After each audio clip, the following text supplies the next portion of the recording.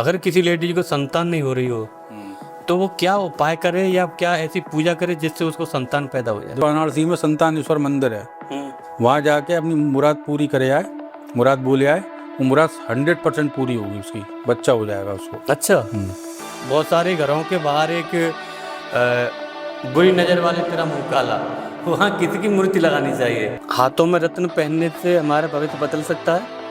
ये कलयुग का बाजार है साहब, यहाँ सच ईमानदारी इसकी कोई वैल्यू नहीं है। आजकल धड़ाधड़ झूठ चल रहा है। आप अपनी दिनचर्या बदलिए, नाम जप करिए, जो नाम आप पे आए, राम राम राम राम राम राम कहिए, राधे राधे कहिए, शिव शिव शिव शिव शिव कहिए, नमः शिवाय, जो कहना है वो कहिए, लेकिन नाम जप करिए। आप नाम जप आपके पूर्व के और इस जन्म के सारे पापों को काट देता है। Jai Shri Mahakal everyone, welcome to Bek Sharma talk. So आज इस पॉडकास्ट में जय श्री महाकाल करने वाले हमारे पास हैं एस्ट्रोलॉजर कपिल बरौलिया जी, जो कि आज हम बात करने वाले हैं कुछ ऐसी के लोग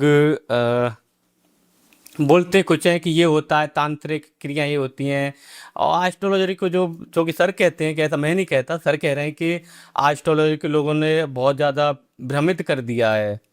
कोई कह रहा है कुछ करने से ये होता है, कोई कह रहा है कुछ करने। बहुत सारे लोग आप जानते हैं जिनको आप क्या कहते हैं, इंस्टाग्राम यूट्यूब सोशल मीडिया पर देखते रहते हैं कि ये करने से ये होता है, वो करने से ये होता है। तो आज इन सभी सवालों के जवाब देने के लिए हमारे साथ हैं आगरा के जाने माने हस्ती कपिल बरौलिया जी।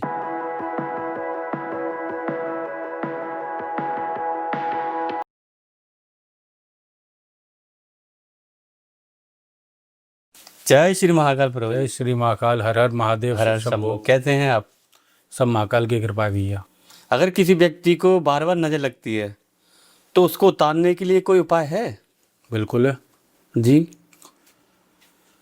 देखो, सबसे पहले अगर किसी को नजर लग रही है, उसको अनहेल्दी होना फील हो जाएगा, सिर भारी रहना, थकान रहना, अच्छा। शरीर में दर्द रहना, कुछ काम करने का मन ना करना, लेजीपन, ये सब हो जाएगा।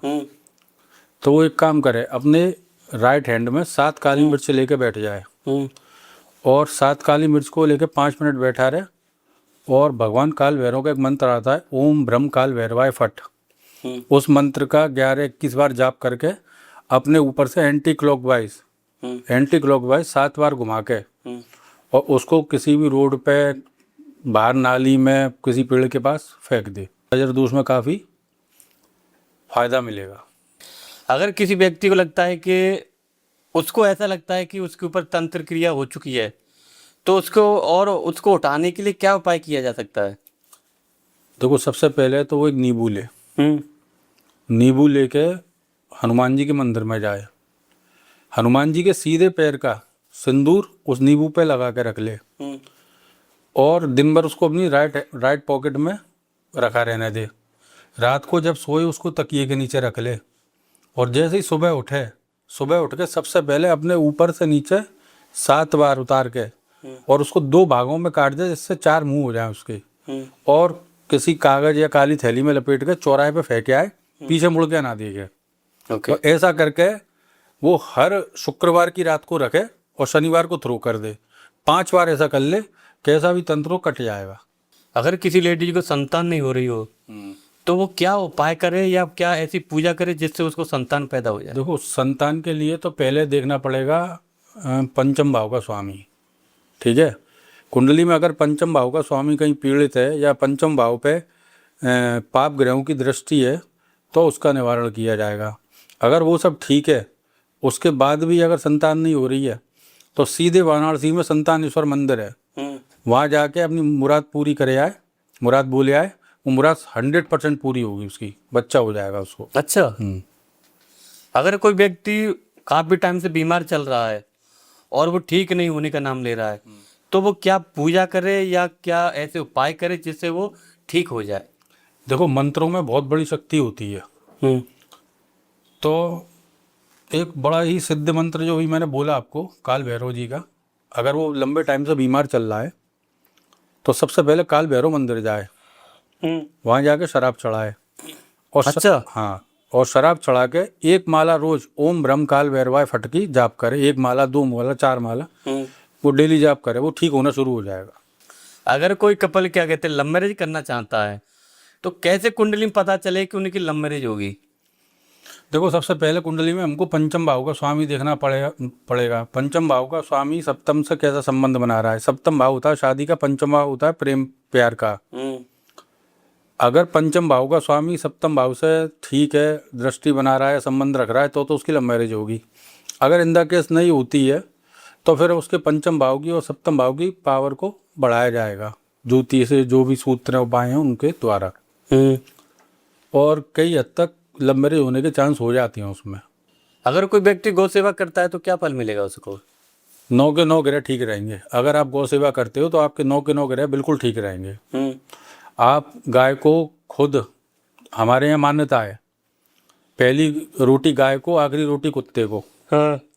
पहली रोटी गाय को इसलिए बताएगी घर में सुख समृद्धि आती है गाय को पहली रोटी देने से, और आखिरी रोटी कुत्ते को इसलिए जाती है कि कुत्ता हमेशा कहता है कि इनके परिवार में एक सदस्य और बढ़े ताकि एक रोटी मुझे और मिले। तो वो आपकी मनोरथ करता है, परिवार को दुआएं देता है।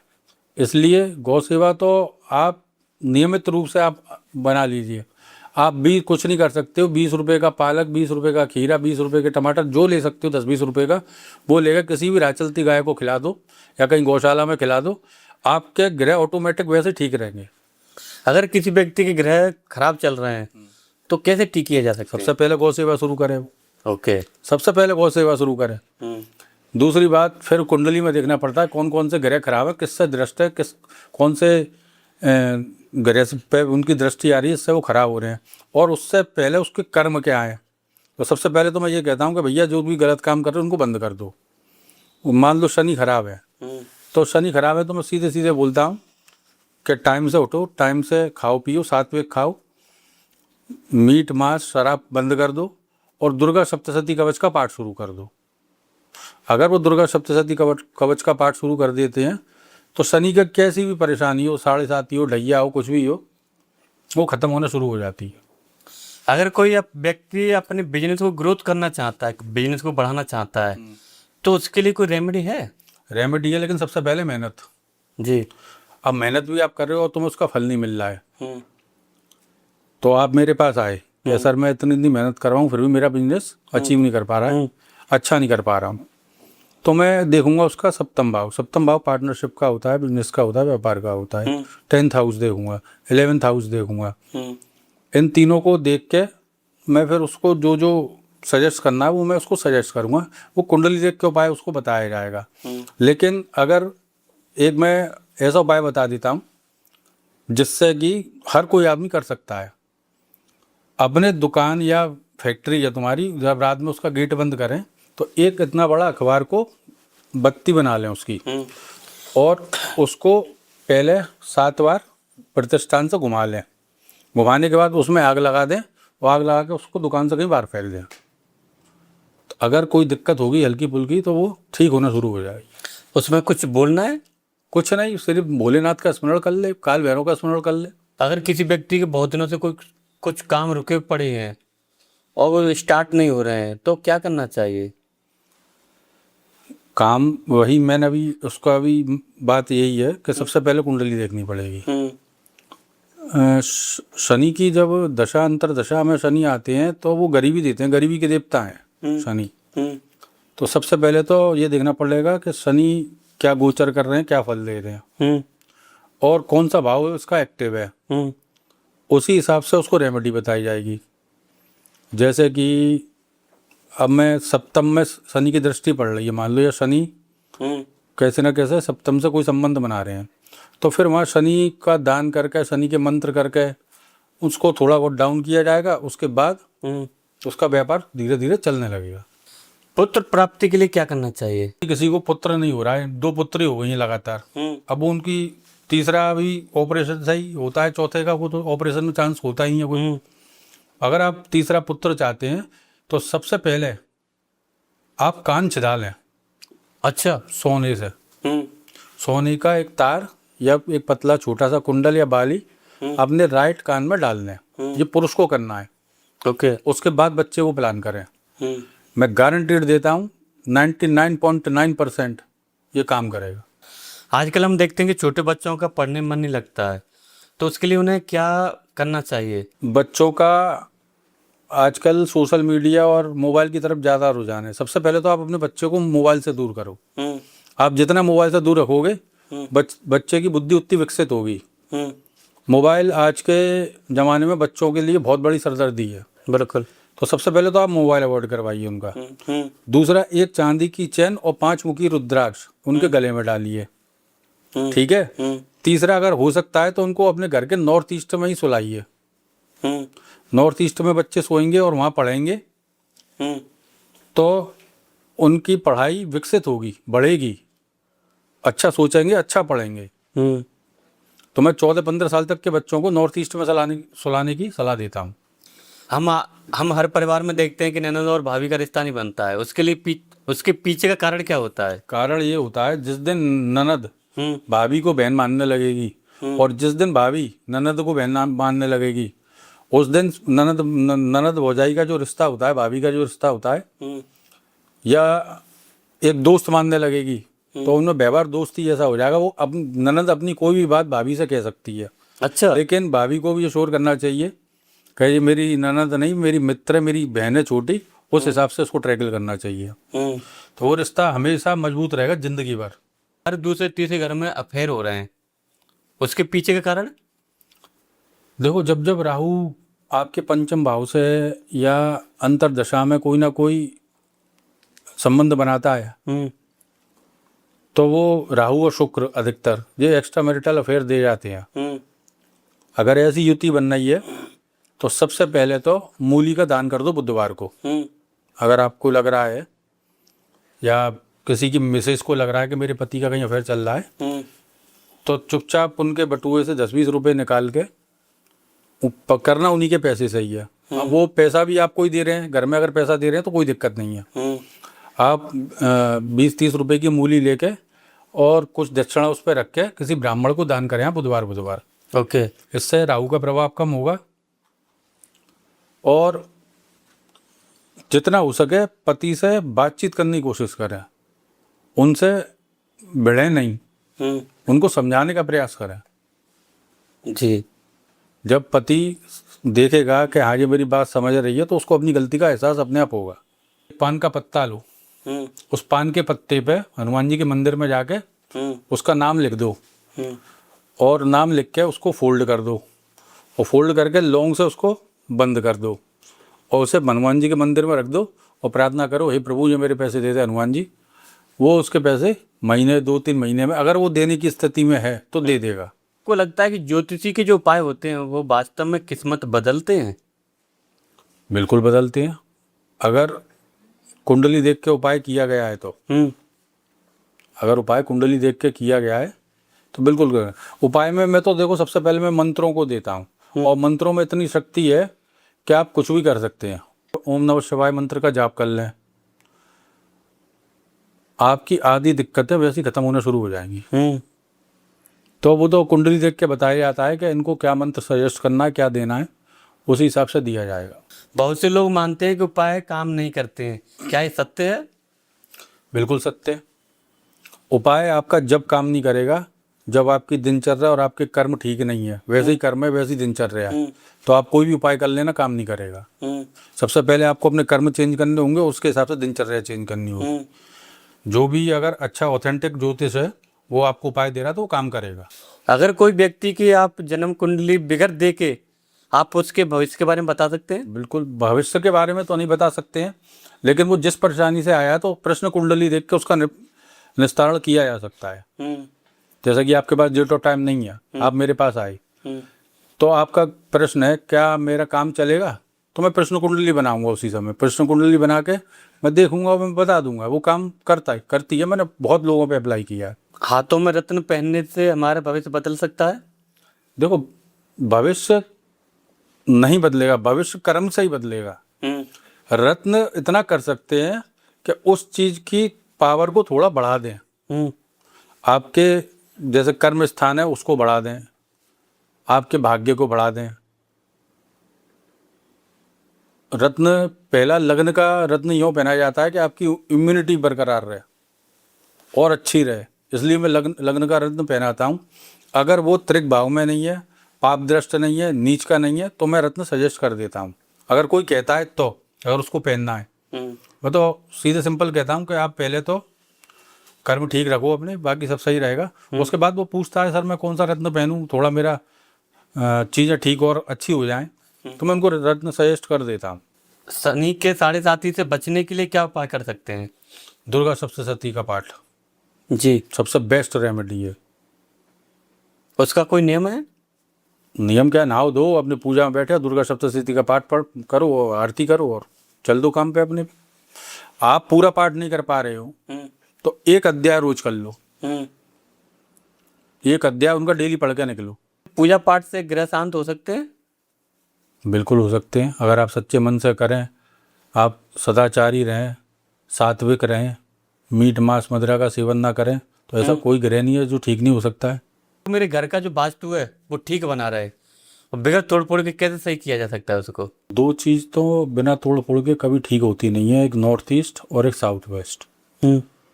अगर नॉर्थ ईस्ट में आपके टॉयलेट है और साउथ वेस्ट में आपके टॉयलेट है, वो आपको हटाना पड़ेगा या घर बदलना पड़ेगा।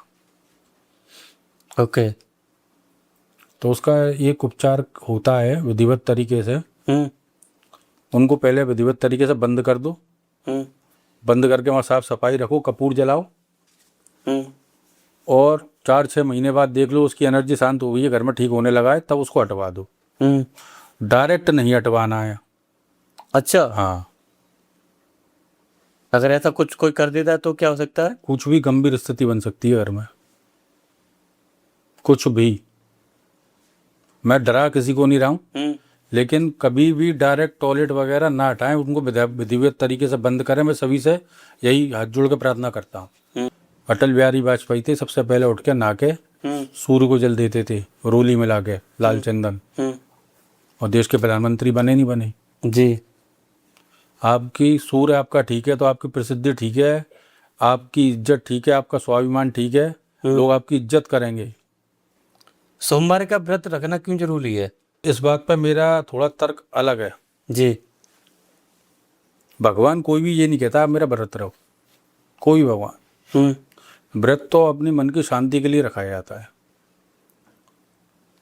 अगर आप, पहली बात तो अगर आप कर सकते हो लाइफ टाइम तो उठाओ, नहीं तो मत उठाओ, मैं तो क्लियर ये कहूँगा। अच्छा। हाँ, व्रत रखने का पहला कारण क्या है, एक तो आप पूरे दिन भोजन नहीं कर रहे हैं, फलाहार पर व्रत रह रहे हैं, तो एक दिन आपके लिवर को फायदा मिलेगा, कम खाओगे।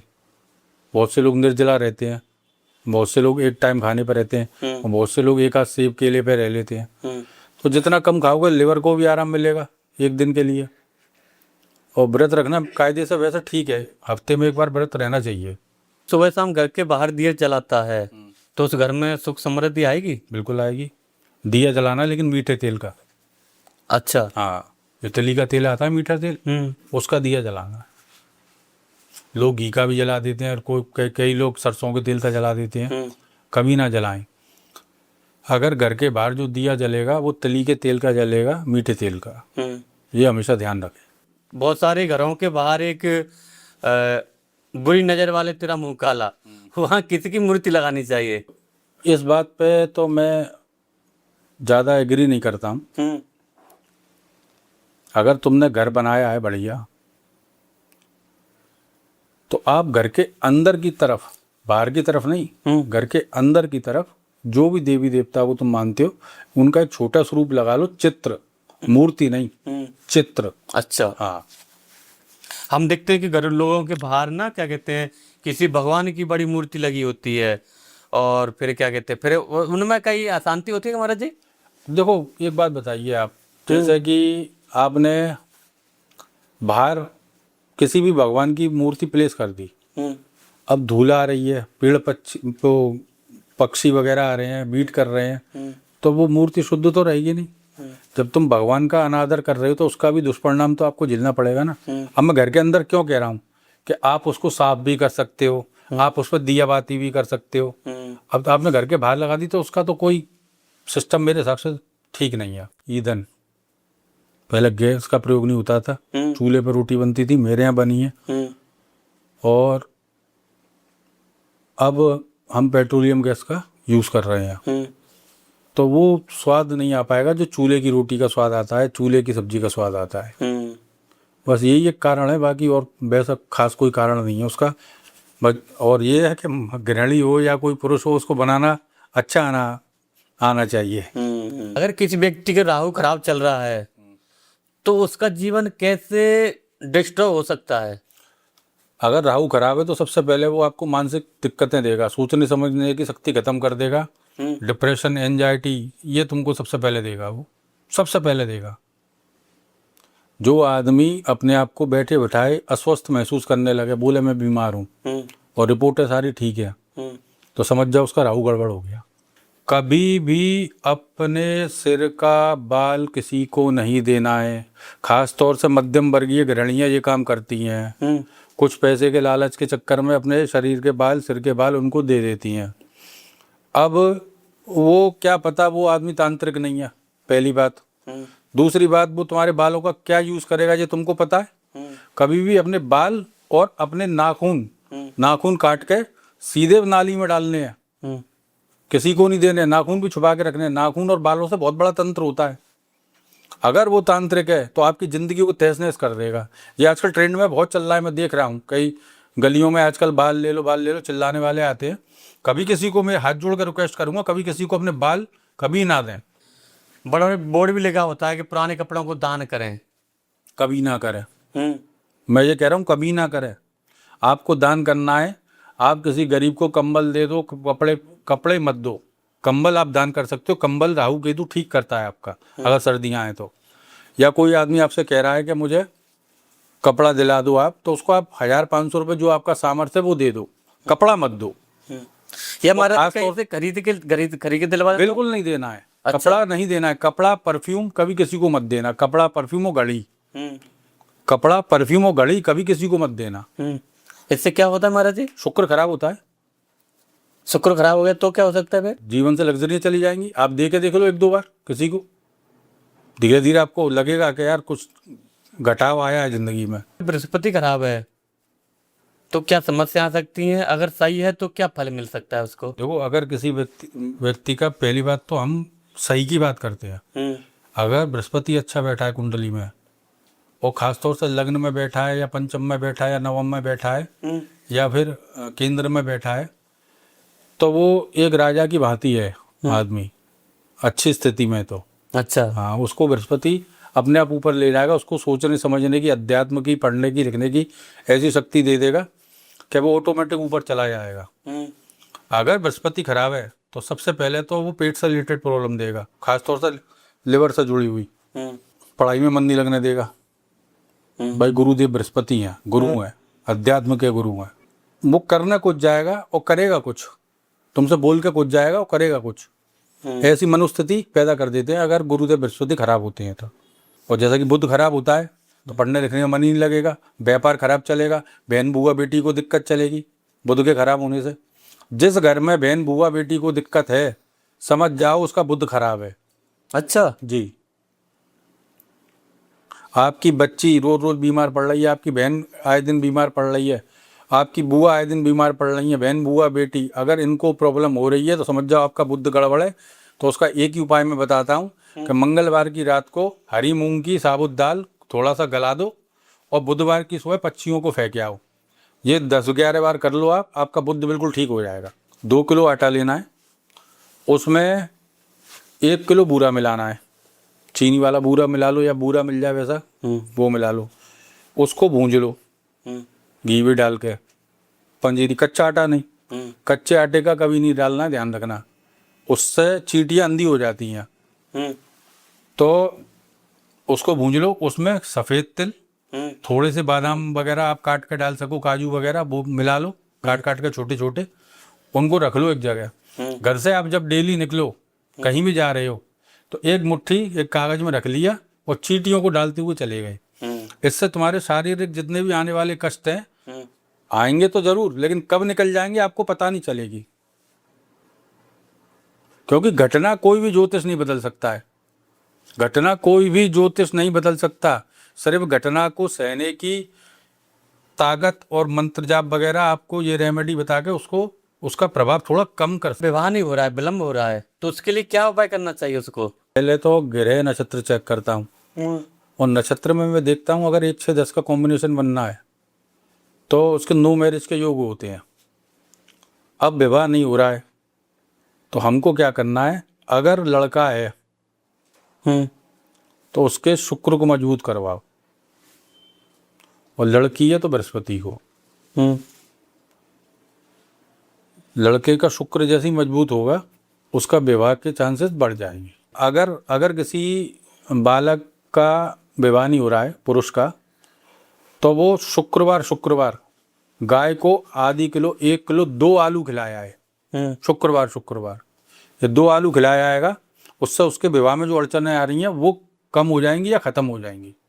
और किसी पुत्री का विवाह नहीं हो रहा है तो वो बृहस्पतिवार 2 केले गाय को खिलाया है। मैं गारंटी से कह सकता हूँ विवाह की जो अड़चनें आ रही हैं वो ख़त्म हो जाएंगी। सोशल मीडिया पर आजकल के जो बहुत सारे एस्ट्रोलॉजर हैं जो कि बिना कुंडली देखे किसी का भविष्य बता देते हैं, क्या ये सत्य है? नहीं, भविष्य तो आप बता सकते हैं लेकिन बिना कुंडली देखे आप किसी को उपाय नहीं बता सकते। आप मंत्र नहीं बता सकते। आजकल मैं देख रहा हूँ ट्रेंड चल रहा है, कोई कुछ भी बोल रहा है, कुछ भी जो समझ में आ रहा है वो बोल रहा है कि राहु पंचम में बैठ गया तो ये दिक्कत आएगी, आप ये उपाय कर लो। एक तो मैंने इतनी गंदी वीडियो देखी कि आप अपने फलाने वहाँ जगह दही लगा लो। अरे भाई, दही जब लगाया जाएगा उसके शुक्र की स्थिति देखी जाएगी। अगर शुक्र उसका ऑटोमेटिक मजबूत है और तुमने दही लगवा दिया, ये लाल किताब का एक उपाय है, और तुमने दही लगवा दिया तो वो आदमी अय्याश हो जाएगा। पहले आप शुक्र की स्थिति देखो कैसी है, उसके बाद किसी को बताओ। तो ऐसे ही किसी को उपाय बताना ये बेवकूफ़ी है। हाँ, लाल किताब के कुछ उपाय हैं जो सब लोग कर सकते हैं, लेकिन हर किसी के लिए हर कोई उपाय नहीं बनाए। बहुत सारे फेक एस्ट्रोलॉजर हैं जो कुछ भी रेमेडी बता देते हैं, उन्हीं के लिए आप क्या कहना चाहेंगे? देखो आजकल क्या है, 4 4 6 6 महीने का कोर्स करके एस्ट्रोलॉजर बन जाते हैं। और मैं सन 2002 से पढ़ रहा हूँ, मैं आज भी छात्र हूँ और एक स्टूडेंट हूँ, एक एस्ट्रोलॉजी की प्रैक्टिस कर रहा हूँ। मैं कहूँ अपने आप को कि मैं एक एस्ट्रोलॉजर हूँ तो ये मेरी मूर्खता है, ये कहना बेकार है मेरा। मैं आज भी कोई ऐसी पुरानी किताब या किसी अच्छे ज्योतिष की कोई किताब पढ़ लेता हूँ ना, तो मेरे जो पिछले पढ़े हुए अब तक के डिक्टा में वो चेंज होने लगते हैं।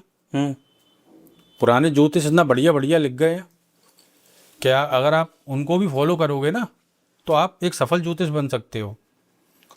तो आजकल जो चल रहा है ना, ये कलयुग का बाजार है साहब। यहाँ सच ईमानदारी इसकी कोई वैल्यू नहीं है। आजकल धड़ाधड़ झूठ चल रहा है, जितना आप झूठ बोल सकते हो उतना चल रहा है। और जनता देखो, जनता हमारी सीधी है, जनता परेशान होती है, वो रील्स देखती है, वो कहती है शायद इनसे हमारा कुछ हो जाए, लेकिन मुझे नहीं लगता है कि कोई रिजल्ट आता है। आपको ज्योतिष के लिए पढ़ना जरूरी है। पढ़ने के साथ साथ आप कितना उसको अप्लाई कर चुके हो, कितनी कुंडलियों पे अप्लाई कर चुके हो। यानी कि एक सीनियर टी और जूनियर टी वाला, जैसे डॉक्टर की प्रैक्टिस होती है, ये सीनियर डॉक्टर है ये जूनियर डॉक्टर है, ऐसे इसकी प्रैक्टिस होती है।